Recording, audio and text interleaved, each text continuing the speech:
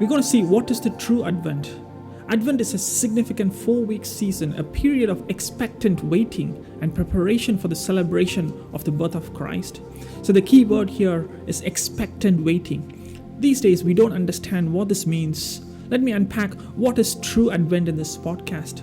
We don't often think about John the Baptist when it comes to Christmas, but there's an excellent truth we can learn about John the Baptist. One day, the Pharisees sent people to interrogate John the Baptist. They asked him if he's the Messiah. He said no. Then they asked him, then who are you? Are you Elijah? He said, I am not. Why did they ask him? Because in Malachi chapter 4, the prophecy that says, behold, I send you Elijah the prophet before the coming of the great and awesome day of the Lord. And that's why the Pharisees asked him, are you the Elijah? But what's interesting is that John the Baptist got it wrong here, because Jesus himself confirmed at least twice that John is the Elijah that was prophesied in Malachi. One day Jesus replied, soon after John's execution, he said to his disciples, to be sure Elijah comes and will restore all things. But I tell you, Elijah has already come, and they did not recognize him, but have done to him everything they wished. In the same way, the Son of Man is going to suffer at their hands. Then the disciples understood that he was talking to them about John the Baptist. See, this is a clear indication that John was the Elijah talked about in Malachi. John the Baptist was not aware of himself as Elijah. Jesus also said in another instance, talking about John, truly I tell you, among those born of women, there has not risen anyone greater than John the Baptist. Yet whoever is least in the kingdom of heaven is greater than he. And if we are willing to accept it, he is the Elijah who was to come. See, there's no more clear proof required than this. If Christ himself says that John is Elijah, then John is Elijah. Not only that, Christ also said John the Baptist is the greatest man on earth. Among those born of women, there has not risen anyone greater than John the Baptist. Do you know how significant this is? Jesus himself is saying John is the greatest person ever born. And John must have been a great human being to be called like that. The greatest man on earth. That's a great testimony, isn't it? But even the greatest man on earth, when the Pharisees asked him if he's Elijah, he got it wrong. Do you know why? The reason could be that he's thinking too much of himself, or he's not self-aware and he was focusing on something bigger or someone bigger.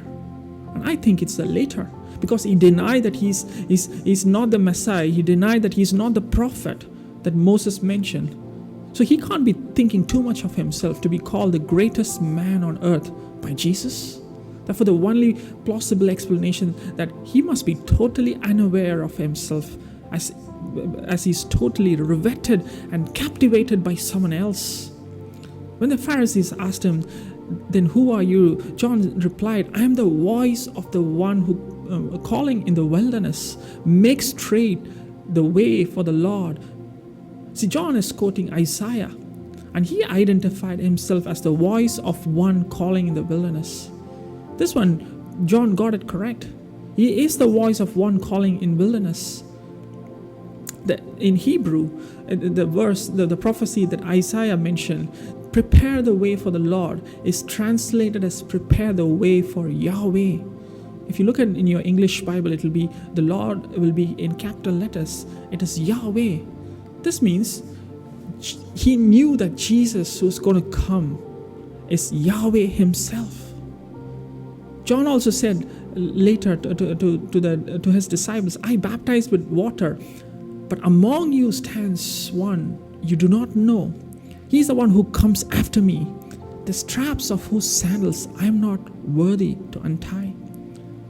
John understood the holiness and majesty of Christ. John understood that Christ is Yahweh himself in flesh.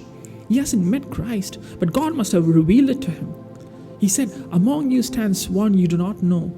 Meaning, he's saying, he's out there somewhere. I don't know who he is, and you don't know who he is, but he's out there. He could be standing amongst us. See, he was not sure if Jesus is among the crowds, but he is living in that excitement of seeing Christ soon. He assumes that he may be in the crowd. He's living in that constant awareness of Christ and the excitement of seeing him. And that is what Advent is about. You live in that constant awareness of Christ and the excitement of seeing him. You're captivated by his holiness and majesty. You're captivated by his splendor, and you stand in awe of him every minute. It's not just John the Baptist. Many Old Testament patriarchs, kings, and prophets lived in that awareness. Christ said in Luke chapter 10, "For I tell you that many prophets and kings wanted to see what you see, but did not see it, and to hear what you hear, but did not hear it." In Acts chapter 3, Peter, while he was sharing that great sermon, he said, "Indeed, all the prophets from Samuel on, as many as have spoken, have proclaimed these days." And Christ said in another instance, "Your father Abraham rejoiced at the thought of seeing my day. He saw it and was glad." Do you see how important these verses are? All those Old Testament prophets and kings knew there's going to be a king like no other king. They knew that he's going to be unique. He's going to be a servant king. He's going to rule with justice. He's going to bring peace forever. They knew that God is going to come in flesh and live among us. He is the God-man. They saw it coming, but they didn't live to see that day. In Hebrews, there's a verse that says, "All these people died in faith without having received the things they were promised. However, they saw them and welcomed them from afar, and they acknowledged that they were strangers and exiles on the earth." See, they saw it. They saw the day that Jesus, that God is going to become man, and they welcomed them afar. They got excited. David is one good example, and he wrote in the Psalms, "I saw the Lord always before me. Because he is at my right hand, I will not be shaken. Therefore my heart is glad and my tongue rejoices. My body also will rest in hope. Because you will not abandon me to the realm of the dead, and you will not let your Holy One see decay." See, this is a prophecy about Jesus' body not being decayed. Look at what he said in the previous verse. "Therefore my heart is glad and my tongue rejoices. My body also will rest in hope." David was excited to think about the day Messiah would arrive. He said, "I am rejoicing. My tongue rejoices. My body will rest in hope." Isaiah was excited and said, "He's a wonderful counselor and mighty God." See, the word wonderful means ultimate beauty. See, these are not just words, but they use superlatives and words that human mind cannot comprehend. Everyone who saw the day when Jesus Christ would arrive, they were so excited.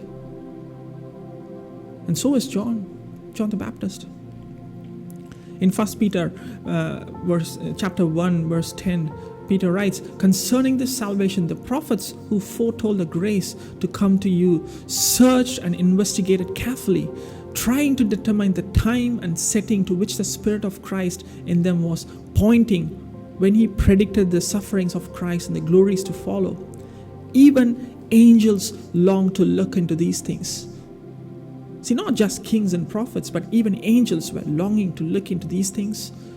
God living among men. It is unique and never heard before. So everyone was living in that awareness of majesty and holiness of Christ.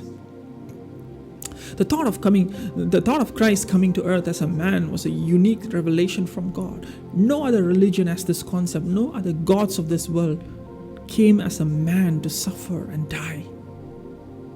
See, when you live in that awareness of majesty and holiness of Christ, when you live in that awareness of who Christ is, you tend to forget about yourselves, as John the Baptist did. That sense of awe and majesty will just overwhelm you. You'll say, "He must be greater and I must become less." You will get captivated and riveted by Christ, and you will always be aware of the presence of Christ around you. John Wesley wrote that beautiful hymn, "Come, thou long expected Jesus." And in that hymn, there's a beautiful line that says, "Dear desire of every nation, joy of every longing heart." See, Christ is the desire of every nation and joy of every longing heart. They may not realize it, every desire in every people's heart, in every nation, points to Christ.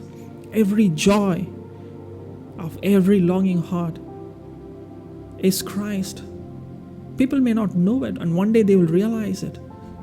C.S. Lewis said, creatures are not born with desires unless satisfaction for those desires exist. For example, a baby feels hunger. Well, there is such a thing as food. A duckling wants to swim. Well, there is such a thing as water. Men feel sexual desire. Well, there is such a thing as sex. If I find myself a desire which no experience in this world can satisfy, the most probable explanation is that I was made for another world. That was C.S. Lewis. Maybe, what if that deep longing, that deep desire, that unquenchable desire in your heart, that insatiable thirst in your heart, is indeed the longing of your heart to know more of Christ? You and I should stop seeking every other thing this Christmas, everything that we are chasing for, because none of these things will satisfy us. None of these things will fulfill us, because our desire are deep and deep and deep. It is longing for Christ. Our hearts long and yearn for Christ. And we should learn to know Christ more and more every day this Advent. We need to live in that constant awareness of who Christ is and what He did for us. And that's what Advent is all about. I hope that's an encouragement for you. Thanks for watching, and God bless.